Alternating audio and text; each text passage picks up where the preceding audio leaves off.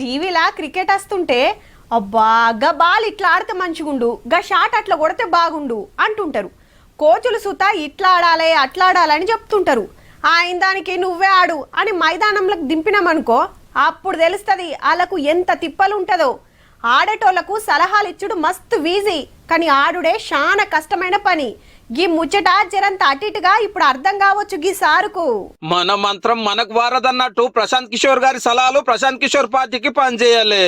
బీహార్ లో 243 assembly సీట్లుంటే Jan Suraaj party 238 సీట్లకు పోటీ చేస్తే ఒక్కటంటే ఒక్కటి కూడా గెలవలే. మరి 100కి 3 ఓటేసిరు గంతే. ఇంతకు ప్రశాంత్ కిషోర్ గారంటే ఎవరో ఎరికే కదా.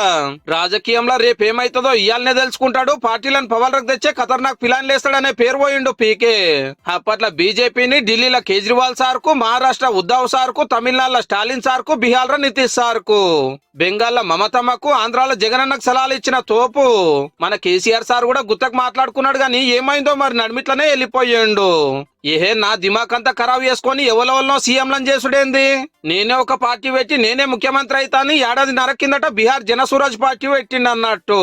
3000 కిలోమీటర్ల పాదయాత్ర చేసి అందరిని కలిసి ఎలక్షన్ లో సొంతంగా పోటీకి పోయిండు. ఏడ మీటింగ్ పెట్టినా, ర్యాలీ తీసినా, రోడ్ షో చేసినా శీతం మంది.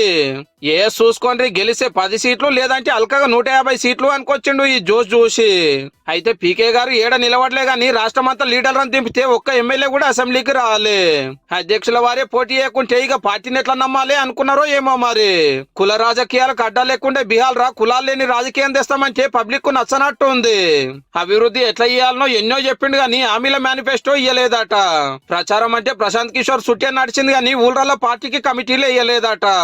ఓడిపోతానికి ఇంకెన్ని కారణాలు ఉన్నాయో గాని ఇంకో 5 ఏళ్లలో పార్టీకి పతారం వేస్తా అంటున్నాడు. ఇక దీన్ని బట్టి అర్థం చేసుకోవాల్సింది ఏంటంటే సలహాలు ఇచ్చినంత ఈజీ కాదు ఓట్లు తెచ్చుకున్నాడు. ఏళ్ళకి ఇంకు రుద్దుకున్నంత అల్కా కాదు ఓటర్లను మెప్పించుడు.